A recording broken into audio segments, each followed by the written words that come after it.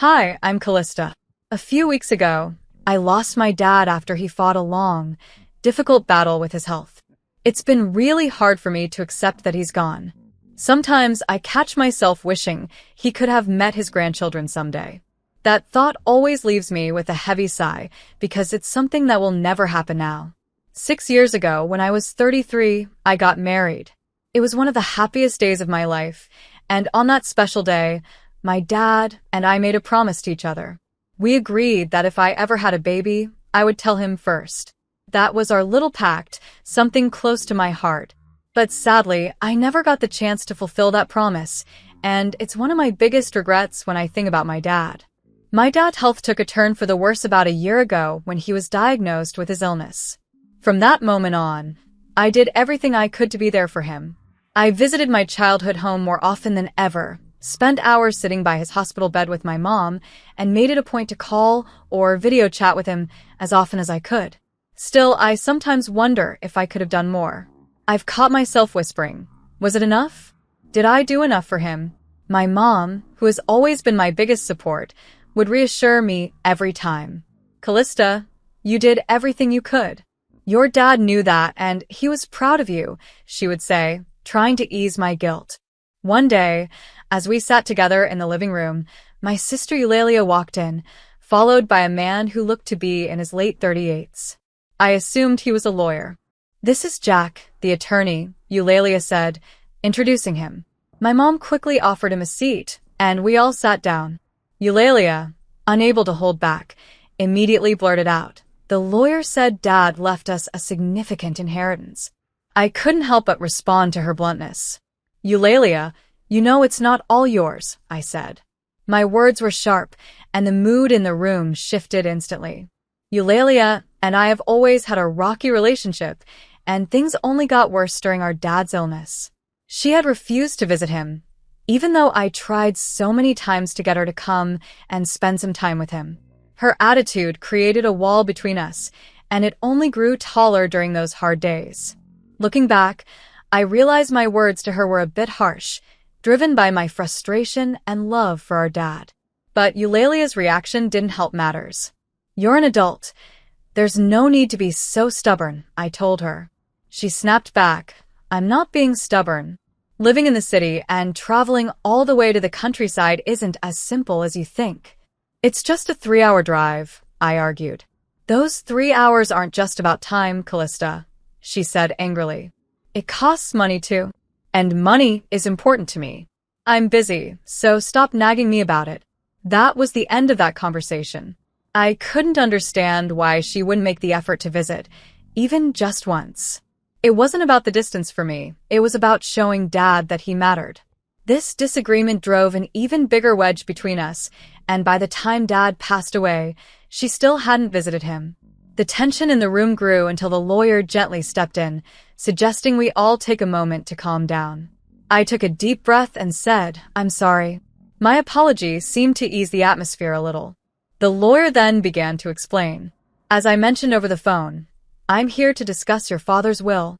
My mom, looking puzzled, asked, "When was this arranged?"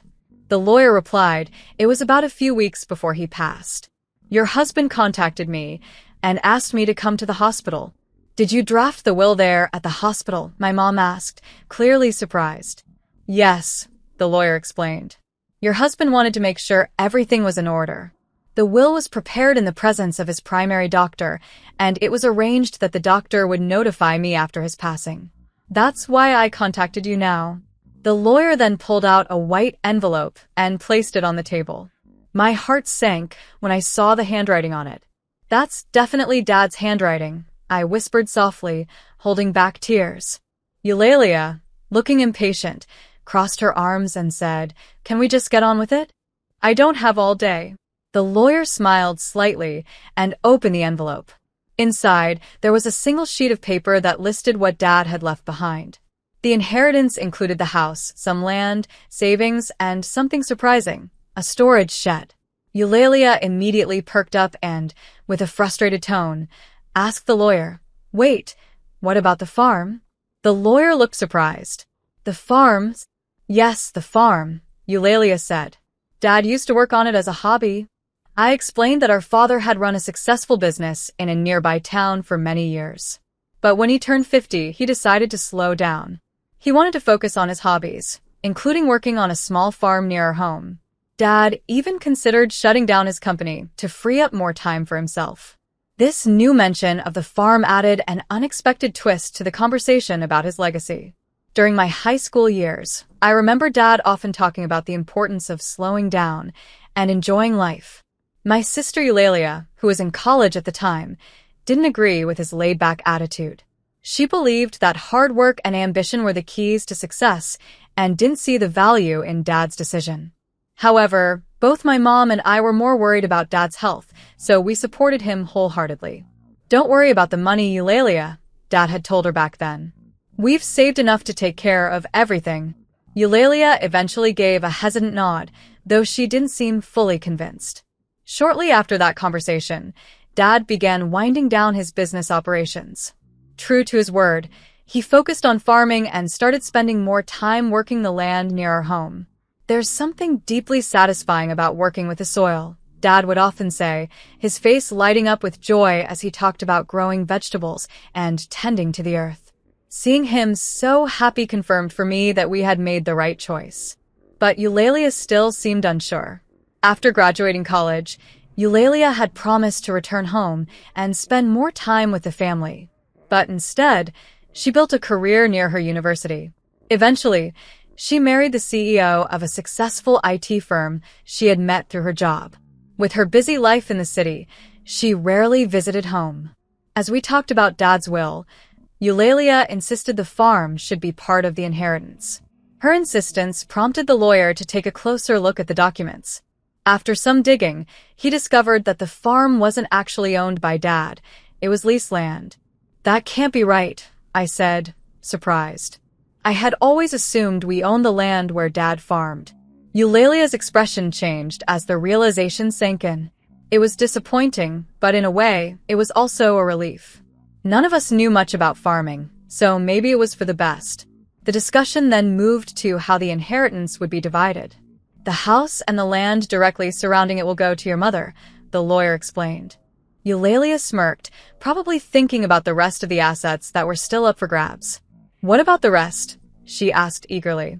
"The remaining assets include savings and a storage shed," the lawyer continued. "These will be divided equally between the three of you." "Savings? That means cash, right?" "I'll take that," Eulalia quickly declared, her eyes lighting up at the thought of the money. "The total savings amount to approximately $200,000, the lawyer informed us. This sum is not subject to inheritance tax." Eulalia leaned forward with excitement. "I want the $200,000 in cash," she said triumphantly, as though she had already won. Her confidence didn't sit well with me. "Hold on," I said, raising my voice a little. "I don't agree. Why should you get all the cash?" "Because I'm the eldest," Eulalia shot back, as if that was a good enough reason. "Fine," she added dismissively. "You can have the storage shed." "What's that even worth anyway?" Her tone annoyed me, but I stayed calm. The lawyer clarified, "The storage shed is located near the farm. Whoever inherits it will own the shed, the small patch of land it's on, and anything inside it." Suddenly, Eulalia seemed more interested. The mention of additional land caught her attention, even though it was just a small plot. It struck me as strange that someone married to a wealthy CEO would be so fixated on getting more. The lawyer continued, "The land attached to the shed is about 75 square feet, roughly the size of a small bedroom." He then placed some photographs on the table to show us what the shed looked like. The photos revealed a neglected structure. The shed looked worn and weathered on the outside, and the inside wasn't much better. It was filled with simple gardening tools, things like hoses, scissors, and shovels. Nothing in the photos seemed particularly valuable. Eulalia's face twisted in disappointment as she studied the pictures. "I don't want this," she said firmly, pushing the photos away. Her reaction didn't surprise me. The items in the shed had more sentimental value than monetary worth, and Eulalia clearly wasn't interested in sentiment. "Fine," she said, waving her hand dismissively. "You take the cash. I don't want anything to do with that rundown shed," Eulalia said firmly, her tone making it clear she was eager to distance herself from what she saw as a worthless piece of the inheritance. Hold on. That doesn't seem fair, I protested, realizing how unequal the division was. Eulalia had been quick to claim the $200,000 cash, which was clearly the most valuable part, leaving me with what she considered useless. Her confidence made me feel trapped, especially when my mom said, "As long as Eulalia doesn't complain later, I don't see any issue with this arrangement." Complain? Why would I?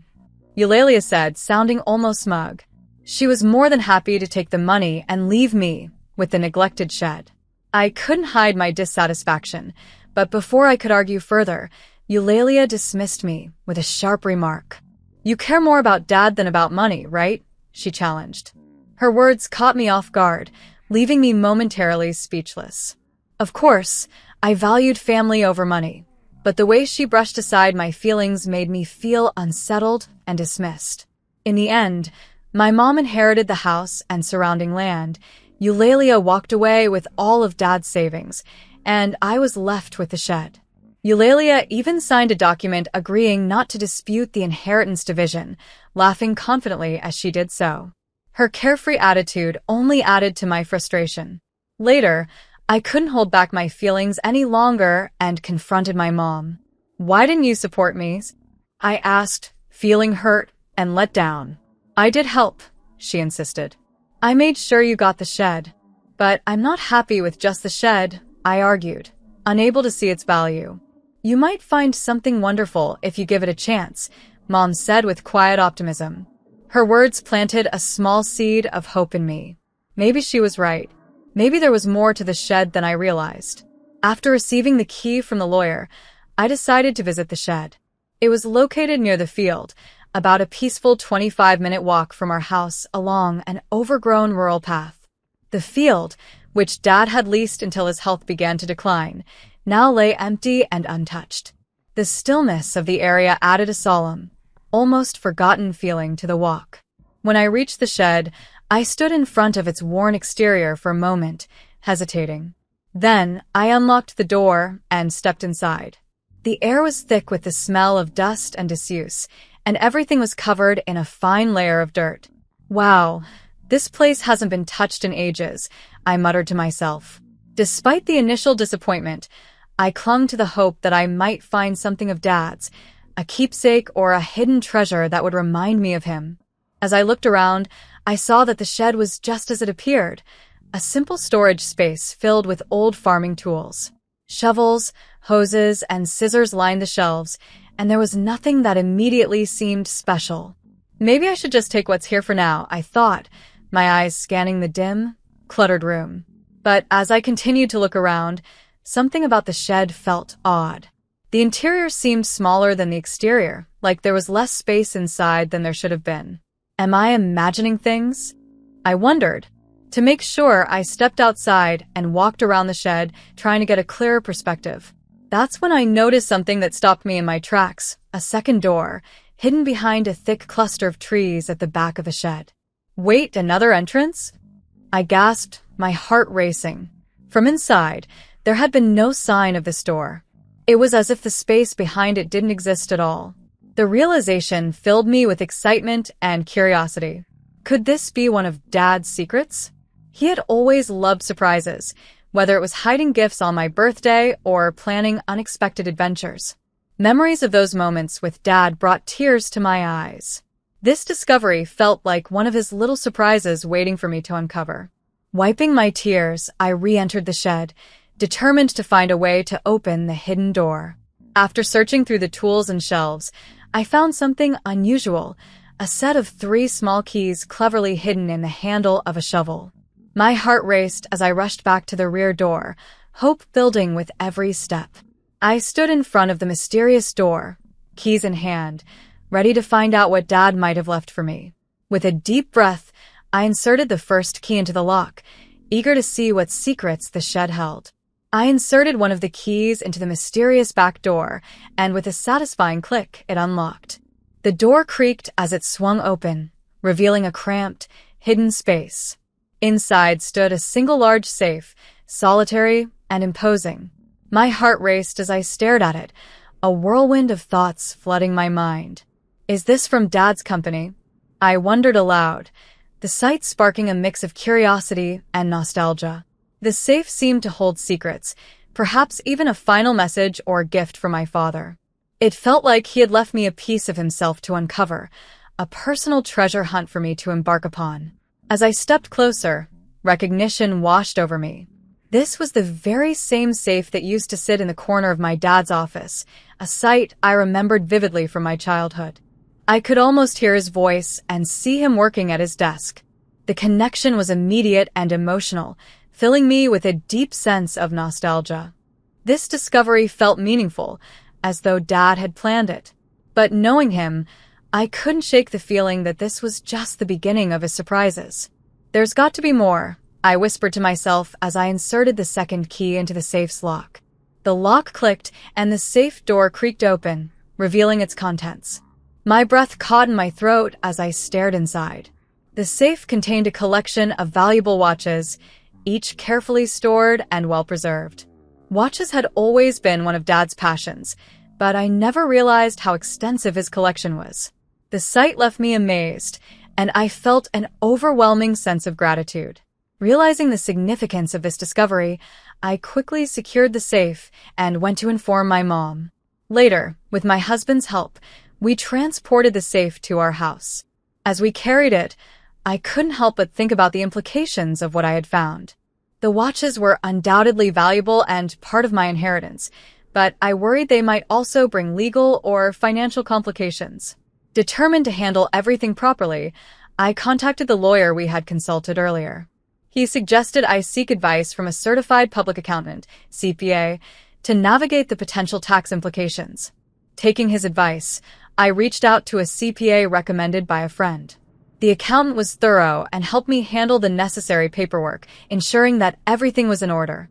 About a year passed, and I had almost settled into life with my newfound responsibilities when Eulalia unexpectedly showed up at my home. Her visit was surprising, especially considering how strained our relationship had been since the inheritance dispute.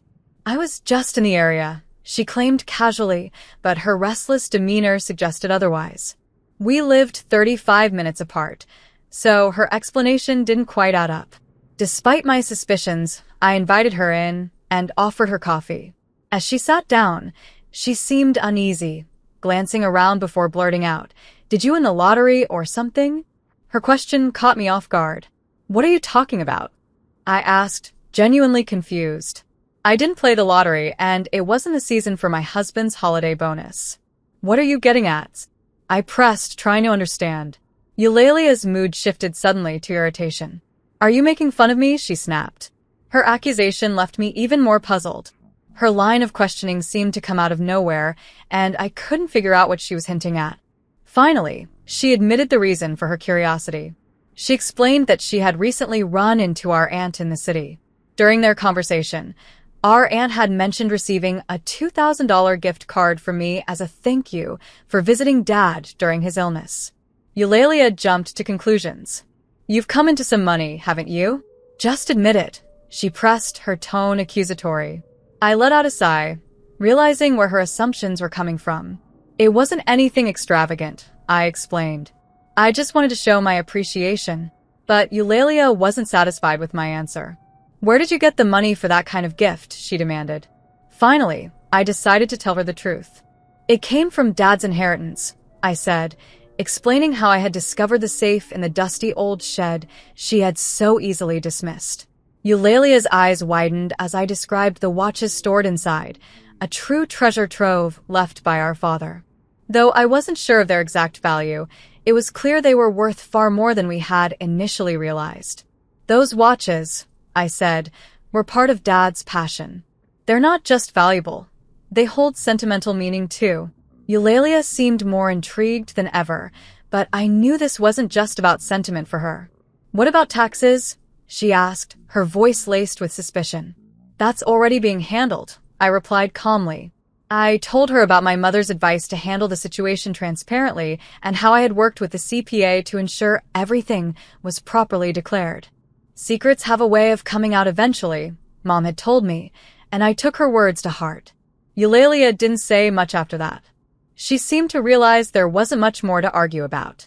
For me, the journey was about more than just the watches or their value. It was about discovering another side of my father, his love for surprises, his passions, and the thoughtful ways he had tried to connect with us even after he was gone. As Eulalia left that day, I couldn't help but feel a sense of closure. My father's legacy wasn't just about money or possessions. It was about the memories he left behind and the lessons he taught us about family, honesty, and appreciating life's little joys. When I first spoke with a certified public accountant (CPA) about the inherited watches, I learned they could help manage the valuation and tax responsibilities.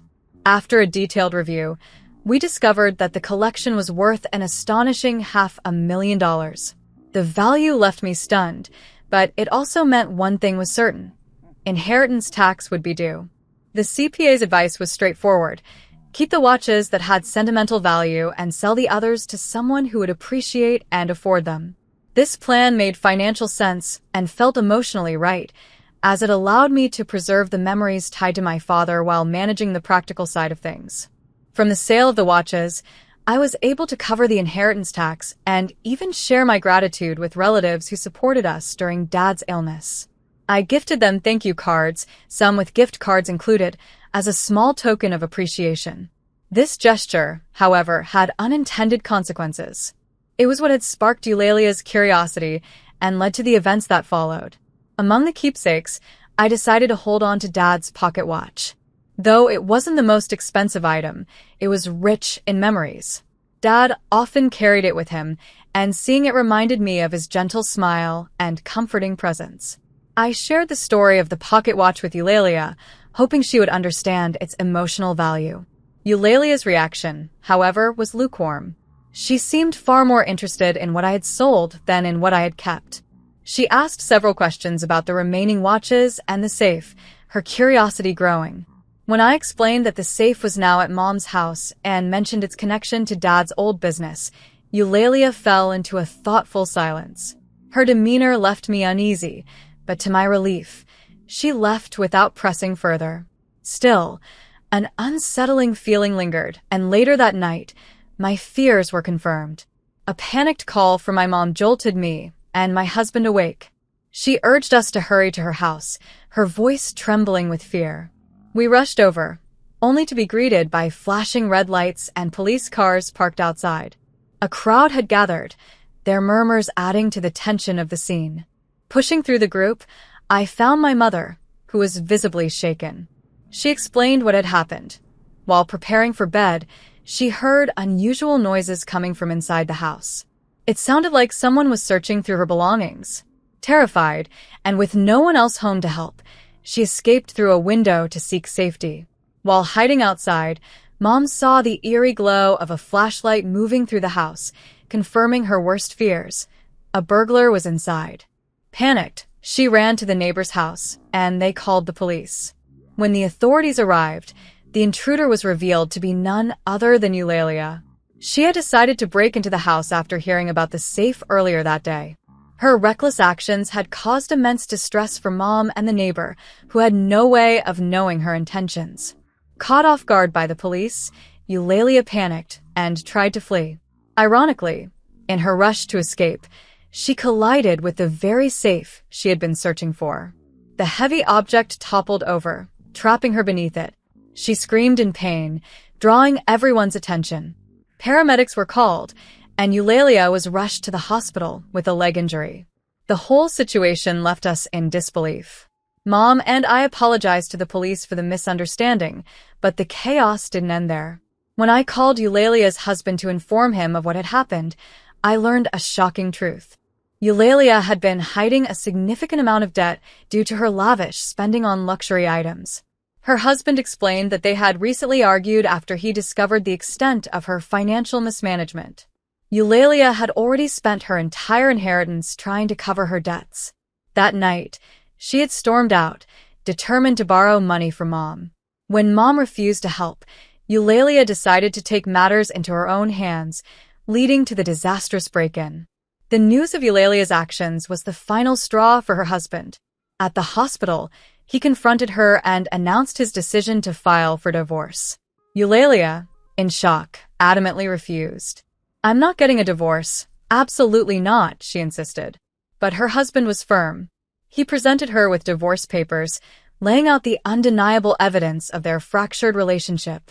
With no other option, Eulalia reluctantly signed the papers, her face a mixture of shock and resignation. Now confined to her hospital bed, Eulalia seemed to be taking a hard look at her situation. I noticed her flipping through a part-time job magazine, perhaps realizing it was time to take responsibility for her actions. While the events were heartbreaking, this small step offered a glimmer of hope that Eulalia might finally turn things around. As for me, the chaos of the past year had made me think deeply about my own life and family. I decided it was time to move back to my childhood home. While my primary concern was Mom's safety and well-being, there was also a happier reason for the move. I had discovered I was expecting a baby. After discussing it with my husband, we agreed that moving in with Mom would provide the support we needed as we prepared for our growing family. Though I couldn't share the joyous news with Dad, I found comfort in believing that he would have been thrilled. As I look ahead to this new chapter, I feel a mix of hope and peace. Despite the recent family struggles, the thought of welcoming a healthy child fills me with optimism. Life may have thrown challenges my way, but it's also given me the chance to start anew, surrounded by love and the memories of those who matter most.